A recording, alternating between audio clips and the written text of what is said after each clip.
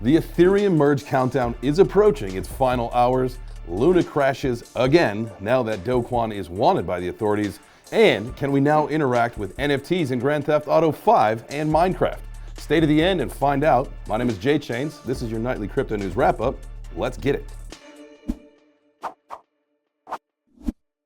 Also, join the movement to support crypto adoption by smashing the like button, subscribing to the channel, turning on notifications, and sharing this video with a friend.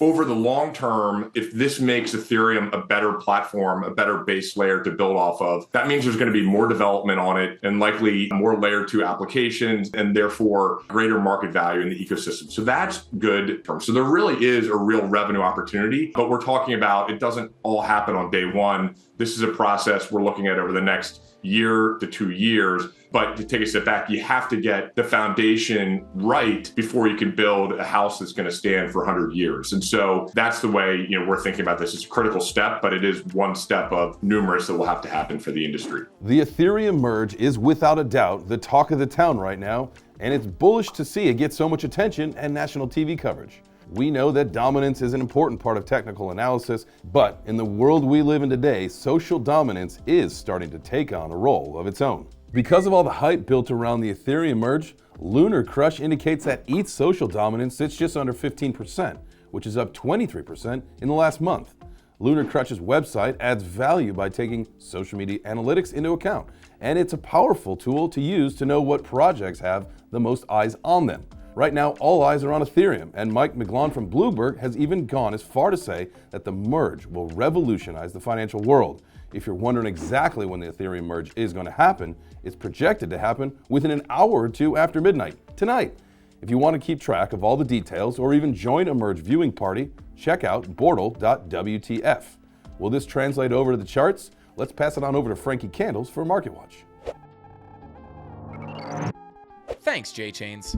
All right, guys, let's do a little market watch here. We've got Bitcoin coming in at $20,250, up about 0.3% on the day. Ethereum coming in at $1631 right before the merge, up about 3.5% on the day. Now, with the Ethereum Merge approaching here in just a few hours, I did want to show the Ethereum chart to try to give you guys an idea of what I am expecting. Now, I could be wrong, but I am expecting generally this whole ETH merge to be either a big nothing burger, or I think it could result in a little bit of negative price action. But just to give you guys some levels to watch here, right now on the 15-minute time frame, we did lose this point of control, a very important level of support. We lost it. We were bearishly retesting, but we just cracked back through it, and we are now flipping it to support.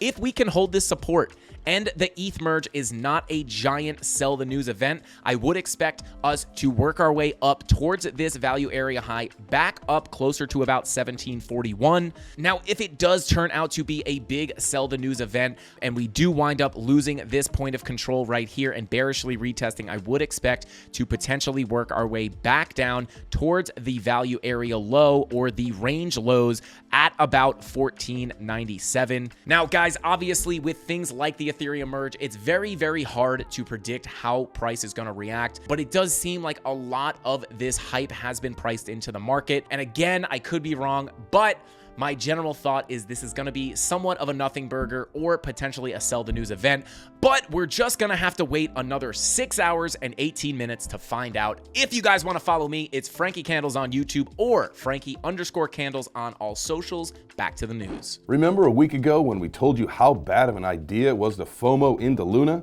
But after seeing how many lives were ruined earlier this year from Luna, the last thing we will ever do is tell anyone this is a good idea. See? What did we say? And exactly a week later, Luna and Luna Classic took a good old-fashioned nosedive into the oblivion on the news that South Korean authorities put out a warrant for Do Kwon's arrest.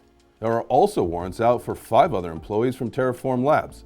This morning, a South Korean news outlet known as Chosun reported the main charges applied against them are violations of the Capital Markets Act.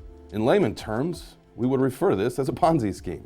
It is known that Terraform Labs team, Do Kwon included, are staying in Singapore, and Chosun reports, based on the arrest warrant, which is valid for 1 year, the prosecution is said to be planning to secure new recruits through measures such as Interpol Red Wanted and passport invalidation. Now that the leader of the lunatics is a wanted fugitive, Will he turn himself in and cooperate? Or will he continue to hide from the fact that he wronged thousands of people? Also, will the lunatics themselves still FOMO into Luna, regardless of the 1,000 red flags being waved from all over the corners of the world? Or will they find a project that doesn't have a criminal for a CEO? You guys have been rugged twice now, and the third time does not have to be the charm. Have you ever wondered how cool it would be to interact with your NFTs in your favorite video games? Well, now you can. Engine and Polkadot parachain Affinity have teamed up to bring us the My Metaverse MetaHome NFT collection. Basically, how it works, you get your NFTs from mymetaverse.io, and then you load them into your NFT-powered servers where you can interact with them. Right now, you can do this for Minecraft, Grand Theft Auto 5, and Infinity Realms. Simon Curdanagoro, the CEO of My Metaverse, stated, "The MetaHome collection is an exploration of blockchain-enabled cross-game interoperability. Thanks to Engine's toolkit, it is now the first playable NFT within the Polkadot ecosystem." Now, I couldn't be more excited to see what games they add this one next. For the record, My Metaverse stated that these aren't official integrations from Rockstar or Minecraft, but it is very cool to see what's possible when you add special features to games through NFTs. Now, if Rockstar did do something like this for GTA 6, would it break the internet?